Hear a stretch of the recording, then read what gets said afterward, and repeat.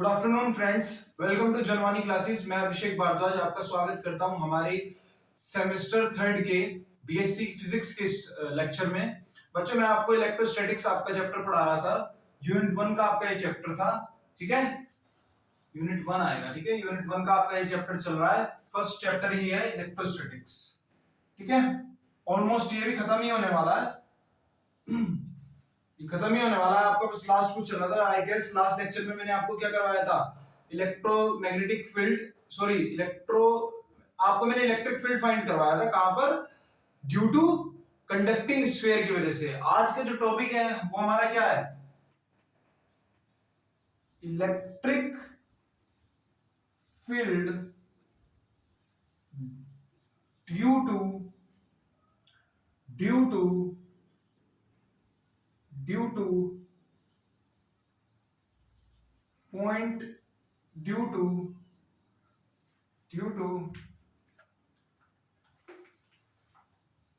Non conducting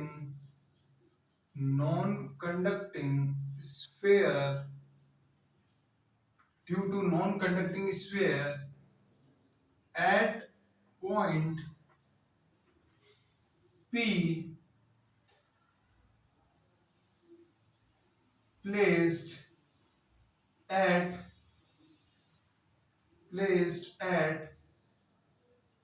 any point first outside the sphere, second on the sphere, and third is inside the sphere। यानी आज मुझे क्या find करना है? आज मुझे इलेक्ट्रिक फील्ड फाइंड करना है। किसकी वजह से? Due to non conducting sphere की वजह से, ठीक है। नॉन कंडक्टिंग स्फीयर क्या होती है? मान लो ये आपकी स्फीयर है, तो जो इसका चार्ज होगा, जो इस सरफेस पे चार्ज होगा, वो सारा कहां पे लोकेटेड होगा? Inside the sphere. सारा चार्ज जो होगा, अगर ये नॉन कंडक्टिंग स्फीयर है, सारा चार्ज जो होगा वो इनसाइड द स्फीयर होगा। तो अगर आपके पास कोई बॉडी है जो कि नॉन कंडक्टिंग है, तो सारा चार्ज उसके अंदर फ्लो होता है। जैसे कई इलेक्ट्रिक वायर्स आजकल नॉन कंडक्टिंग आ रहे हैं, जिससे आपको करंट नहीं लगता है अगर आप उन्हें टच भी कर देंगे तो, क्योंकि इलेक्ट्रिसिटी जितनी भी है वो कहां चल रही है? उसके अंदर चार्ज मूव कर रहा है। ये आपकी क्या होगी? ये आपकी है नॉन कंडक्टिंग स्फीयर। कैसी स्फीयर? नॉन कंडक्टिंग स्फीयर, ठीक है। तो सबसे पहले हमें इलेक्ट्रिक फील्ड फाइंड करना है इस नॉन कंडक्टिंग स्फीयर पे। कहां पे? आउट। अगर कोई पी पॉइंट है आपका, वो आउटसाइड द स्फीयर कहीं पर है। मान लो एक पॉइंट पी मेरा इस जगह पर है, पॉइंट पी, ठीक है। पॉइंट पी इस जगह पर है, पॉइंट पी इस जगह पर। तो क्या होगा यहां पर? ये अपने चारों तरफ एक गॉसियन सरफेस बना देगा, स्फेरिकल शेप की। मान लो इसकी रेडियस जो थी, मान लो radius of sphere is capital R and radius produced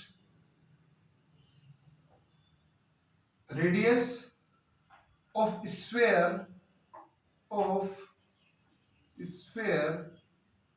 produced by point P is small r। सो पहला केस हमको किसके लिए लेना है? जहां पर r is greater than r हो, ठीक है। पहला केस इसके लिए लेंगे हम। तो जो आपका, मुझे क्या निकालना है? अगर मैं इलेक्ट्रिक फ्लक्स निकालूंगा तो वो आपकी किसके इक्वल होंगी? E डॉट ds के, यानी EDS cos थीटा, और एंगल क्या? एंगल के बीच का, एंड थीटा क्या है? थीटा इक्वल्स टू 0 डिग्री होगा, है ना। भाई एरिया एस और ई सेम डायरेक्शन में होंगे, तो इस वजह से क्या हो जाएगा 0 डिग्री, 0 डिग्री, तो ये आपका क्या हो जाएगा ई ds, यानी आपका कुछ इस तरीके खोलेगा e into 4 pi R square, small R आएगा क्योंकि हम रेडियस लेंगे बड़े वाली, इस सेंटर से ये रेडियस यहां से यहां तक हमने मान ली है r, और सिर्फ इतनी रेडियस हमने क्या मान ली है, ये वाली रेडियस हमने मान ली है क्या, सॉरी ये वाली रेडियस तो हमने मान ली है r, और ये वाली रेडियस हमने मान ली है कैपिटल R। ठीक है, तो E इंटू 4 पाई आपकी फ्लक्स की वैल्यू आ गई। ठीक है, इसका स्क्रीनशॉट लो, फिर मैं नेक्स्ट स्टेप बताऊंगा किस तरीके से करेंगे। डन। अब आपको क्या निकालना है, अब एक बात बताओ, जो फ्लक्स होती है वो आपकी Q बाय एप्सिलॉन नॉट के भी इक्वल होती है, और Q क्या है आपका total charge of non conducting sphere. ठीक है, तो ये दोनों एक दूसरे के इक्वल हो जाएंगे, 4 पाई r² इंटू ई, तो यहां से आपका E की वैल्यू क्या आ जाएगी 1/4 pi epsilon naught Q by r², ये आपकी किसकी वैल्यू आ जाएगी, ये आपकी आ जाएगी क्या electric field due to non conducting sphere at point P lies outside the sphere. ये आपका कौन सा था, केस 1 था, ये आपका केस फर्स्ट, अभी हमने डन, हमारा केस फर्स्ट कंप्लीट हो गया। ठीक है, फटाफट से इसका स्क्रीनशॉट लो, फिर मैं आगे बढ़ता हूं। चले आगे, ले लिया ना, चलो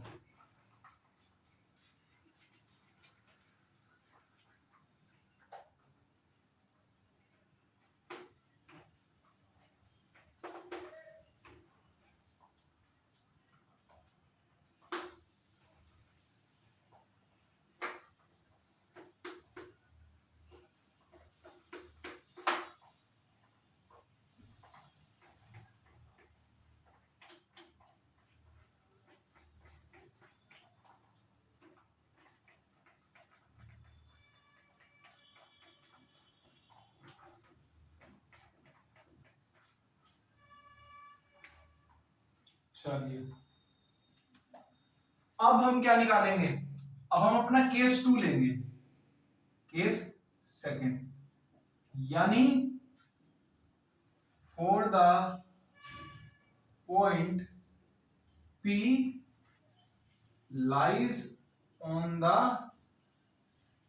surface, on the surface of sphere। अब उस पॉइंट के लिए लेंगे जो कि वो पॉइंट कहां पर लाई कर रहा होगा, स्फीयर के ऊपर, यानी अगर ये आपकी स्फीयर होगी, ठीक है, मान लो रेडियस r, और P पॉइंट इधर लाई कर रहा है कहीं, इसको मान लिया स्मॉल r, और बाकी सारा चार्ज की तरह सिचुएटेड है इसी स्फीयर के अंदर ही तो है।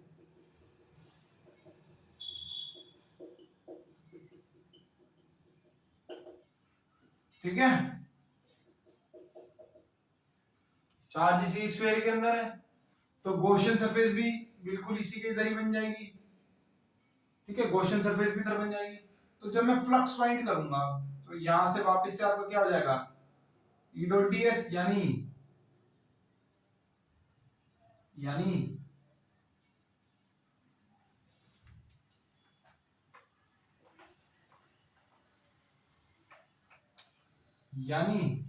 E ds cos 0 डिग्री, यानी आपका E इंटू 4 पाई, अब कैपिटल R ले लो चाहे स्मॉल r ले लो, आपकी इच्छा, मैंने कैपिटल R ले लिया।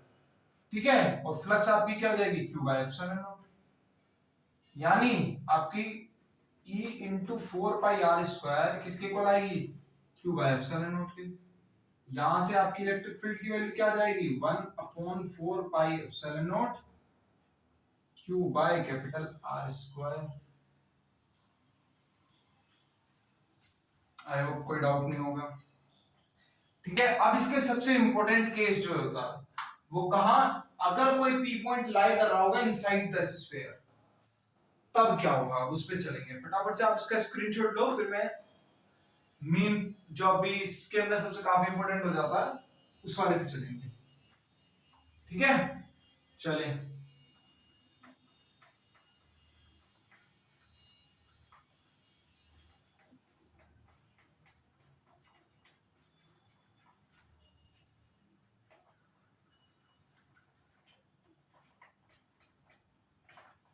अब आपका केस कौन सा आएगा? Third. Case third, for the point P lies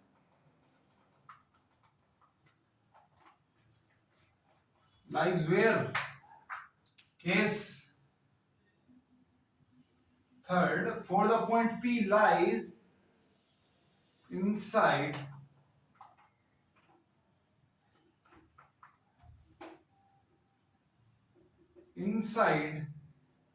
the sphere, यानी ये आपकी स्फेयर और कोई पी पॉइंट आपका इधर लाई कर रहा है,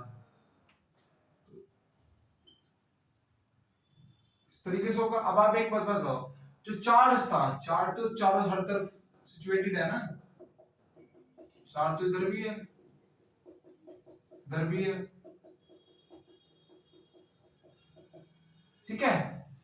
इसको मैं ना आपको थोड़ा दिख जाए क्लियर, तो मैं जो पी पॉइंट की वजह से तो बन रहा है, इसको मैं दूसरे पेन से बना देता हूं।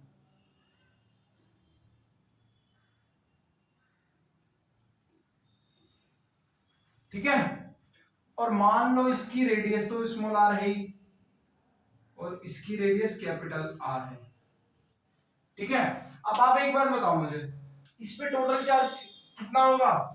कुछ कमी होगा ना भाई। टोटल चार्ज अगर इस स्फीयर के पास क्यू है, क्यू अगर टोटल चार्ज है, टोटल चार्ज है, ठीक है, किसके पास? स्फीयर के पास। मैं मान लेता हूं क्यू डैश जो है वो मेरा टोटल चार्ज है, टोटल चार्ज किस स्फीयर का? Of sphere produced due to point P. ठीक है, अगर ये टोटल चार्ज है किसका? ऑफ स्फीयर, ये आपके अगर ओरिजिनल स्फीयर का टोटल चार्ज है क्यू, तो क्यू डैश ही तो होगा। ठीक है बच्चों, क्यू डैश ही तो आपका टोटल चार्ज होगा। ठीक है, अब मैं आगे बढ़ता हूं इसी में। अब मुझे क्या लेना है भाई? तो जो आपका फ्लक्स होगी वो Q dash by epsilon naught के इक्वल होगी। ठीक है, ये आपकी 1, क्योंकि अब मैं किसका ले रहा हूं? अब मैं गॉसियन सरफेस का लूंगा तो इसका ही तो चार्ज लूंगा, तो ये आपकी Q dash by epsilon naught के इक्वल होगी। और दूसरा E dot DS, EDS cos 0 डिग्री, यानी E into 4 pi small R square, इसी का तो लूंगा 2। तो from equation first and second we get, हमें क्या मिला? इलेक्ट्रिक फील्ड की वैल्यू आ जाएगी 1/4 pi epsilon naught Q dash by R square. लेकिन ये भी इनकम्प्लीट है, क्यों? क्योंकि हमारा क्यू डैश की फॉर्म में आ रहा है, हमें इलेक्ट्रिक फील्ड निकालना है क्यू की फॉर्म में। तो अब हमको क्या चाहिए? हमको चाहिए relation between Q and Q dash. अब हमको क्यू और क्यू डैश के बीच में चाहिए क्या? रिलेशन चाहिए, जिससे हम क्या कर पाए? जिससे हम इसका आंसर ढंग से रियल इलेक्ट्रिक फील्ड निकाल पाए। क्योंकि इलेक्ट्रिक फील्ड जो भी बन रहा होगा, टोटल चार्ज भी तो इस पे लग ही रहा होगा ना, ये बाहर वाले चार्जेस की वजह से भी कुछ ना कुछ इस पर इलेक्ट्रिक फील्ड लग रहा होगा। तो हमें क्यू और क्यू डैश में रिलेशन चाहिए। पहले आप फटाफट से नोट करो, फिर मैं आगे बढ़ता हूं।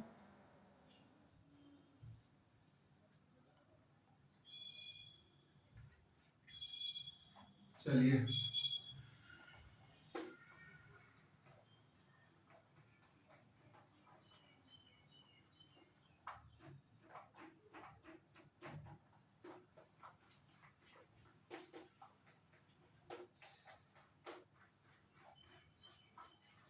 ये आपको पूरा दिख गया या आधा दिख रहा है? पूरा दिख गया है, चलो ठीक है, आपको पूरा दिख रहा होगा। ठीक है, तो इसको हम नोट कर लेते हैं, जो भी हमारी वैल्यू निकल कर आई है क्या, क्योंकि इसकी हमको जरूरत पड़ेगी। तो हमें इधर नोट कर लेते हैं E equals to 1/4πε0 Q dash by R square. ठीक है, अब आप मुझे एक चीज बताओ, ठीक है, अब आप मुझे एक चीज बताओ, क्या कि जो आपका dq होगा, ठीक है, वो किसके इक्वल होगा? अगर मैं इसमें surface charge volume charge density निकालूं, क्योंकि ये स्फीयर है, वॉल्यूम चार्ज डेंसिटी यानी जो मेरी रो है वो dq बाय dv के इक्वल होगी, dq बाय dv के इक्वल होगी, यानी रो dv जो होगा मेरा वो dq के इक्वल होगा। और मुझे किसके लिए चाहिए? मुझे जस्ट q डैश तक के लिए चाहिए। तो जब मैं इसका इंटीग्रेशन करूंगा तो लिमिट में क्या रखूंगा? 0 से q डैश, 0 से q डैश, और इधर इधर मैं क्या रखूंगा? 0 टू स्मॉल r। ठीक है, तो ये तो आपकी कांस्टेंट है भाई, ये तो आपका कांस्टेंट है, ये तो बाहर आ जाएगा। अंदर क्या बचेगा? dv, और इधर क्या बचेगा आपका? q dash. क्या बचेगा? q डैश, है ना बच्चों? भाई q डैश माइनस 0 यही तो होगा, तो वो इक्वल्स टू q डैश ही तो आएगा। तो मैं डायरेक्ट लिख देता हूं क्या? q dash. तो ये आपका क्या बन जाएगा? Volume charge density. अब वॉल्यूम में ले रहा हूं 0 से r का, तो मैं वॉल्यूम किसका लूंगा? मैं वॉल्यूम लूंगा इस इनर स्फीयर का। इस इनर स्फीयर का वॉल्यूम क्या आएगा? 4/3 पाई r क्यूब। स्फीयर का वॉल्यूम होता है 4/3 पाई r क्यूब, पाई r क्यूब लूंगा इक्वल्स टू q डैश। ठीक है, अब मेरा जो सरफेस चार्ज डेंसिटी है, मेरा जो सरफेस चार्ज डेंसिटी है वो किसके इक्वल होगा? वो वॉल्यूम इनटू टोटल चार्ज के भी तो इक्वल होगा। तो यानी यहाँ पे इसको मैं किस तरीके से लिख सकता हूं भाई? Volume into total charge. Volume into total charge मतलब टोटल चार्ज अपॉन वॉल्यूम होगा ना। टोटल चार्ज कितना है? q upon volume 4/3 pi capital R cube equals to q dash, equals to q dash, यानी और इनटू 4/3 पाई r क्यूब भी होगा। 4/3 cancel out, पाई से पाई कैंसिल आउट, और r से नहीं जाएगा। ठीक है, r cube.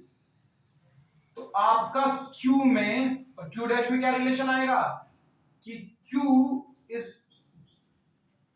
q dash is equals to q into r cube by small r by capital R whole cube. ये आपका रिलेशन निकल के किसके बीच में आया? Q एंड Q डैश के बीच में रिलेशन निकल के आ गया है। Q और Q डैश के बीच में रिलेशन निकल के आ गया है। ठीक है, आई होप आपको समझ में आया होगा अच्छे से क्या करा है मैंने इस क्वेश्चन में। भाई मैंने क्या लिया? मैंने सरफेस चार्ज डेंसिटी ली, ठीक है, सॉरी वॉल्यूम चार्ज डेंसिटी ली, वो आपका dq बाय dv के इक्वल होता है।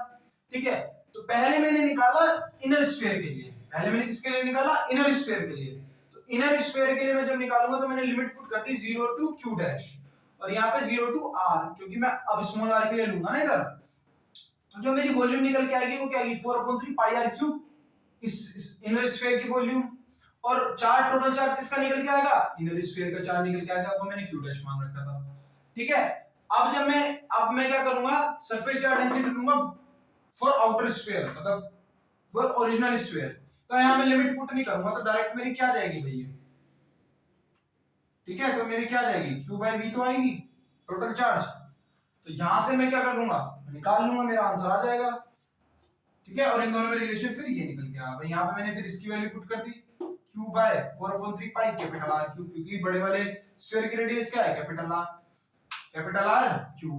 ठीक है, और R cube equals to q dash. इन दोनों में रिलेशन आ गया। अब मैं जस्ट क्या करूंगा? इधर पुट कर दूंगा। तो पुट करते हैं,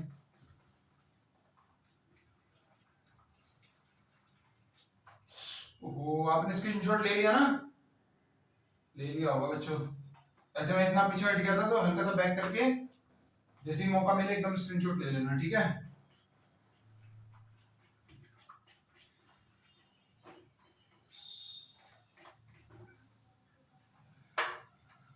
तो मेरे पास इलेक्ट्रिक फील्ड था मेरा 1/4 pi epsilon naught q dash by r square, और मेरा q डैश इक्वल्स टू क्या निकल के आया, q upon r by capital R q। तो जब मैं इक्वेशन थर्ड, क्योंकि इक्वेशन 1 2 मैं मान चुका था ना, equation 4, so from equation 3 and 4 we get, हमें क्या मिल जाएगा, E equals to 1/4 pi epsilon naught, q dash की जगह मैं क्या पुट करूंगा, q अपॉन r स्क्वायर, तो यही वाला, into r cube by capital R cube. तो ये मेरा क्या निकल के आएगा, E equals to 1/4 pi epsilon not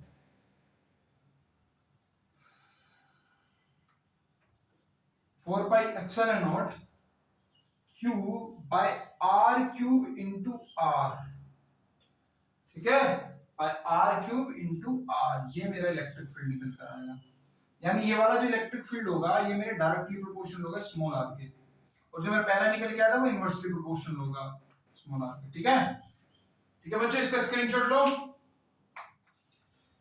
तो आज के लिए इतना ही रखते हैं, आई होप आपको पूरा समझ में आया होगा। अब आपके जस्ट कल आपका फिनिश हो जाएगा ये वाला चैप्टर, ठीक है, कल ये वाला चैप्टर आपका फिनिश हो जाएगा, तो अब आप रिवीजन करना अच्छे से शुरू कर दीजिए, और कोई भी डाउट वगैरह हो तो मुझे भेजते रहिएगा कमेंट करके, ठीक है बच्चों, थैंक यू।